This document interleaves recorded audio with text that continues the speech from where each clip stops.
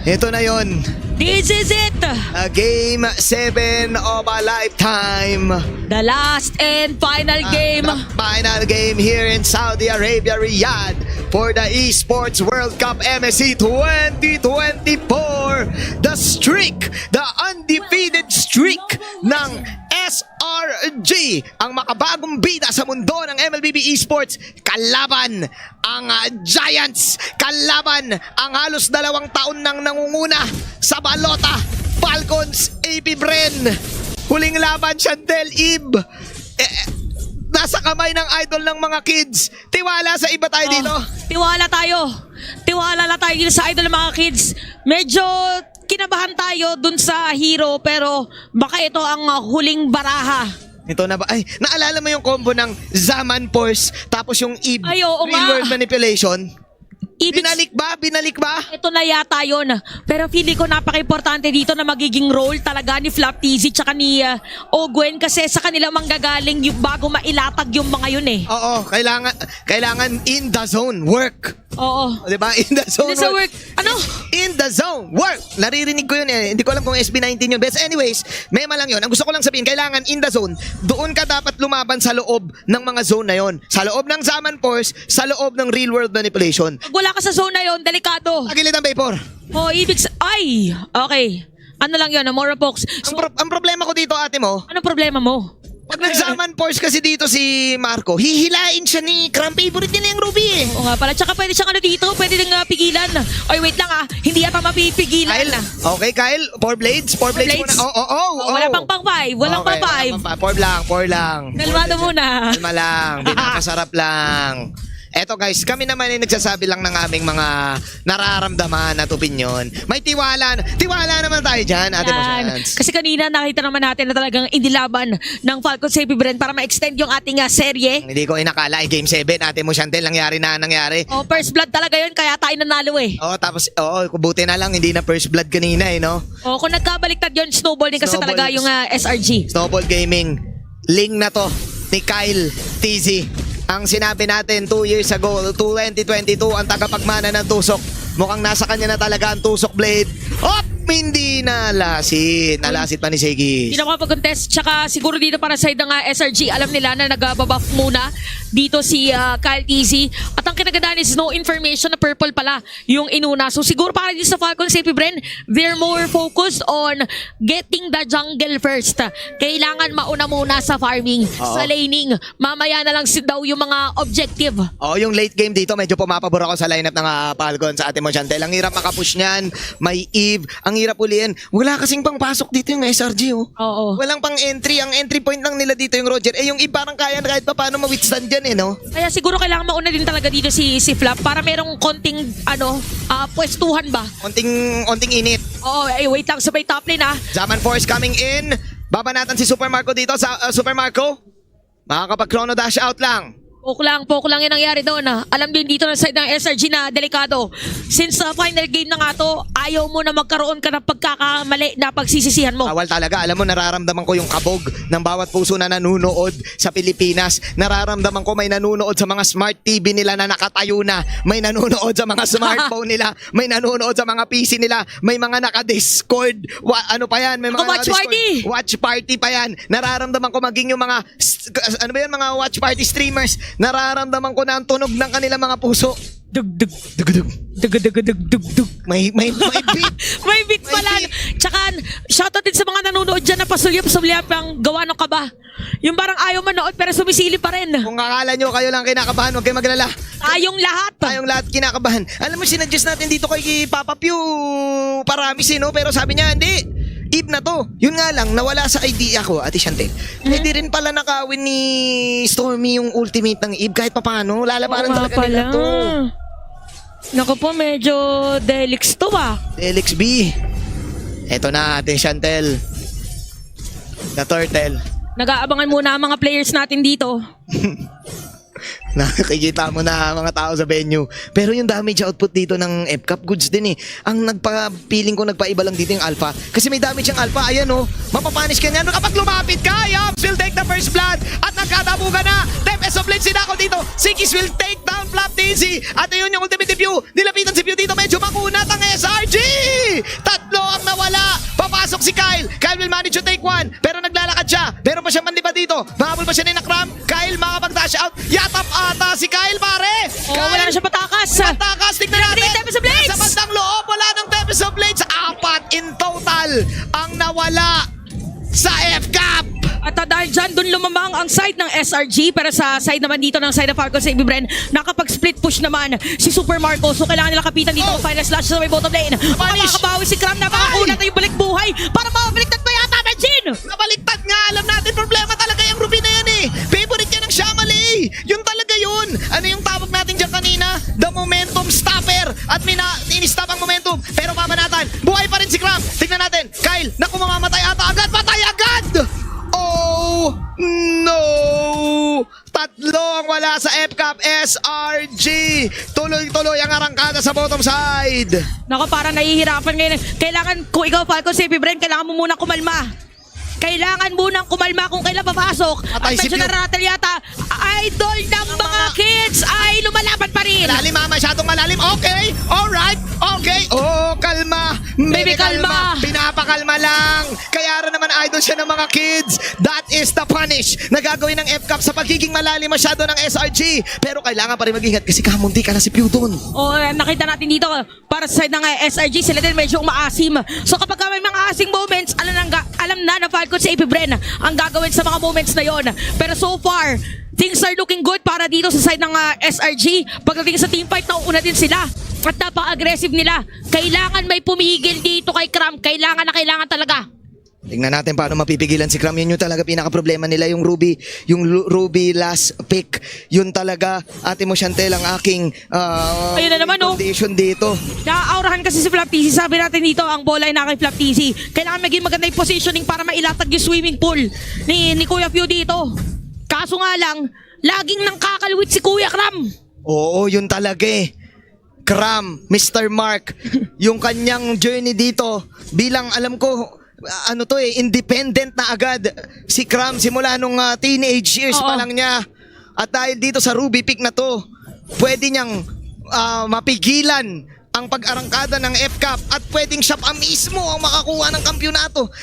Ano lang talaga eh, kapag gumaw yung FCAP, babanat lang siya, tas life steal. Oh, nakita mo kanina, 'di ba? Laban sa dalawa, parang nahirapan pa. So inaabangan natin to for Falcons sa Ibibren. Ano yung pang-kontra nila?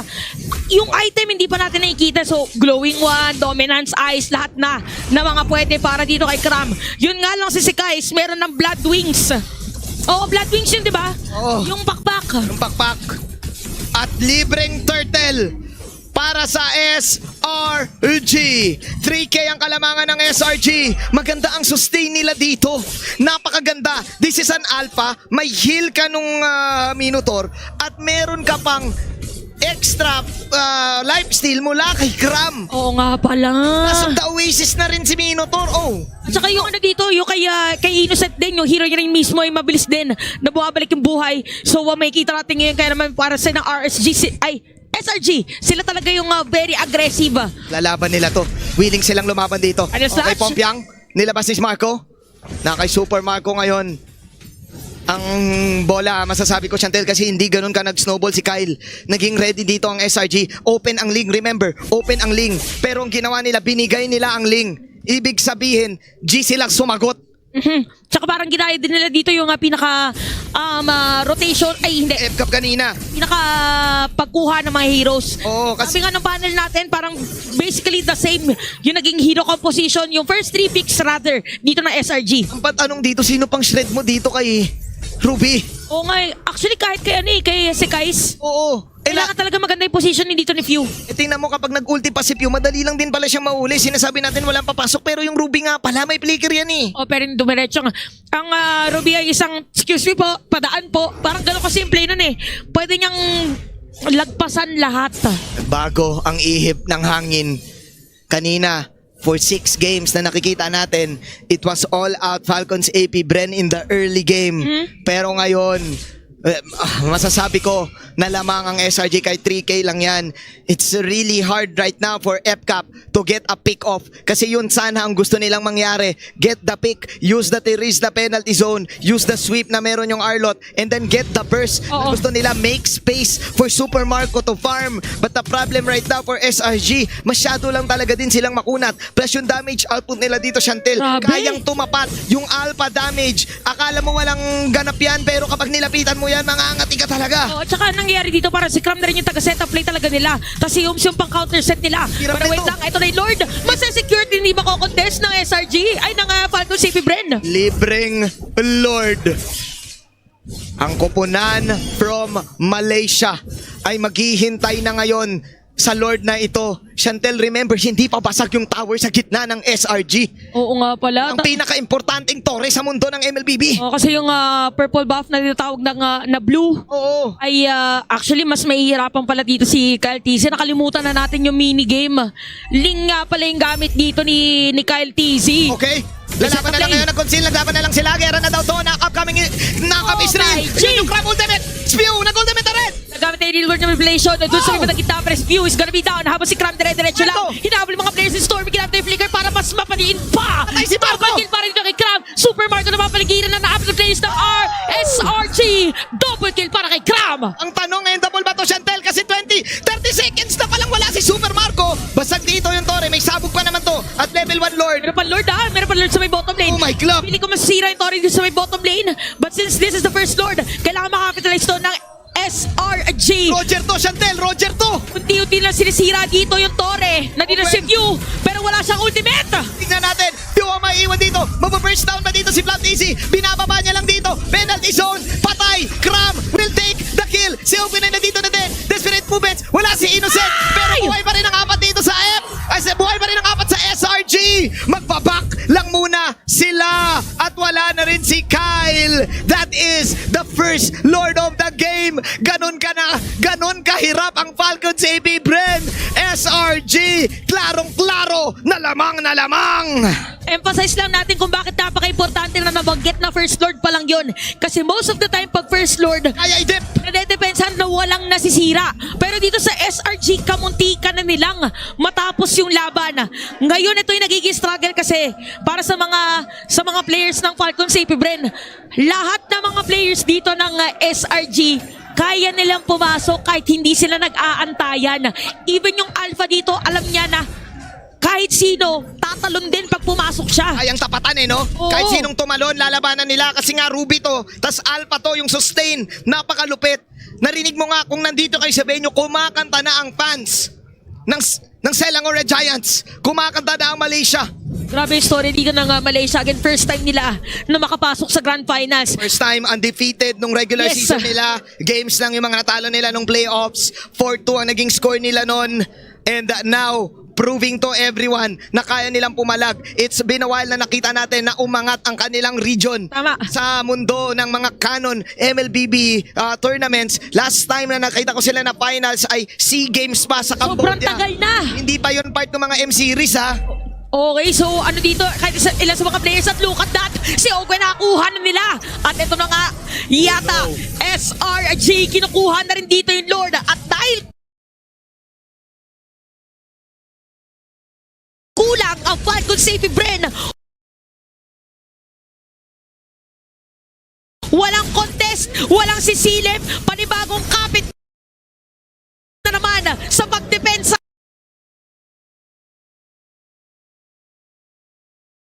Ito na ata, Chantel. Mukhang disisit na nga yata. And now, the end is near. And so I pay. Huwag kang kakanta, Chantel. Gabi na. Usually pag kinakanta yung kantang yan, may nangyayaring trahedya. May nangyayaring May trahedya. statistics yung kantang yan. Statistics yung kantang yan. Okay, so Oh no, Kyle! Ang sakit na ng damage dito ni si guys. Napakahirap, hindi na Habulin niya. makakapag-cut na minion wave. Usually pag mga ganito, kakat mo na lang. Pero paano ka magkakat? Kung pinipigil mapigilan kang mag-cut. Kaya ba nilang depensahan ito? Walang spam. May spam ba yung F-Cup? Meron. Nasa Eve. Pero hanggang saan? Hanggang kailan yung spam na magagawa dito? Ni Pew, ng idol ng mga kids. Ito na yung Synchro Vision. Yung sana Binaban kalit. natin Oy! yun. May hila na naman. Buhay lahat dito Nakikita natin ngayon na meron na Minowas Yuri. Medyo malayo si Yam sa kanya mga kakampi. Okay. Control din si Black TZ. Tapos sa Blades ginamit na. Meron pang Winter Cloud na dito. At final snatch para kay Ogwen. Great swim mula kay Oakley dito. Si Kyle ngayon. Puno ang kanyang pagsakay-sakay dito. At magkuha. Ito na binabalatan si Innocent. Ang yatap ka, boy! Meanwhile, si Stormy makakuha ng kill. Habang si Crab tatapusin na niya mag-isa ang laban. Buong mundo. Tingnan natin kung makakakaya nga ba. Pero walang minions. Actually, tatapusin ba ni Cram? Tingnan natin. Stormy, Cram. Pero bitin yung damage output niya. Walang Ang summon daming force si minions Marco. dito. Marco, walang summon force. Tumatakbo mag-isa. Hila si Cram. Nagiro na lang. Kahit makipari si Cram dito, may immortality pa yan. At dahil dyan, depensa pa rin para din sa Falcon CP Brent. Pero makikita natin ni SRG, handa sila. Handa sila na kahit anong oras pwede na yata tapusin yung laban. Grabe na to, Majin. Yung tibok ng puso ko. Ay. Yung tibok ng puso mo. Hindi ko na maramdaman. Sabi nga ni Shaira, ang puso ko'y nagdurugo. Ang puso ko'y nagdurugo. Yun ba yun? Kanta yun. Ang kanta ba yun? Kabado 20. Yun ang linya, Chantel. Kabado 20. Ang mga nasa Pilipinas. Dahil sabi ng Falcon CP Brent, palag naman tayo dito. Wala na silang mga tore. Totoo ba na ang bida ay nagpapabugbog sa una? Parang pipiliin ko na lang magmabugbog Parang gusto ko na lang mauna. Parang mauna na lang na ayoko na. Hindi ko na kaya tiisin. Pero yung story ng SRG parang ganun Ang dami nagda-doubt sa kanila pero ngayon sa pinapakita nila performance, 4K gold lead. Ang taas ng kalamangan na to at nakita mo gaano kahirap yung F-Cup. Si Cram, isa pa lang yung death. Oo nga. May immortality pa. Tsaka si Cram, isa pa lang yan. Paano pa pag sumamay 4? Eto na yun, Chantel. Eto na yun. Kailangan natin A huminga. moment of silence. Moment of silence. For the moment of truth. Kailangan natin mag-isip. Kailangan natin na... Kung ikaw ay nasa Pilipinas, kailangan mo mag-isip. Umupo ka muna. Ikaw na nakatayo na nanonood Oo. sa Smart TV mo. Ikaw na napigilan ng pagguya. Napigilan ng panguya, napigilan ng pag-inom. Lulok ka muna. Yung nagtatrabaho ka, tapos biglang nanood ka muna ng MSC. Yung may mga deadline. Monday bukas, tandaan mo. Ikaw na nanonood ngayon. Monday bukas. Yari ka sa visor mo pag napuyat ka. Pero okay lang. Sulit ang laban. Sulit ang laban. Kailangan mong suportahan ang F-Cup kung Pinoy ka. Pero hindi na kasi masama ang galawan dito ng SRG. Talagang preparado sila dito. 7 games na, Chantel. Oo, tahimik lang pero grabe yung pinapakita nila dito. And sinabi natin napakakunat ni Cram. Meron pa yung immortality at nakaabang ngayon ng mga players ng Falcon CP Brent. Kalahati yung buhay ng Lord. Hindi nila ibibigay, Lord. Oo, parang Hindi nila ibibigay, Lord. ipipilit yata kaso parang delikado yung kailangan makapag-set up play dito sa Flap TC kung gusto na nila. Lalabanan. Para set. Final team fight na ba to, boss? Sasabihin ng caster. Kung sino man yung caster sasabihin, is this the final team fight? This is gonna be the final Lord. Gaganon na yung caster. Sa English cast baka ganun sinasabi nila. Sa English cast ba yun? Oo. Ayun ang pumasok na sila.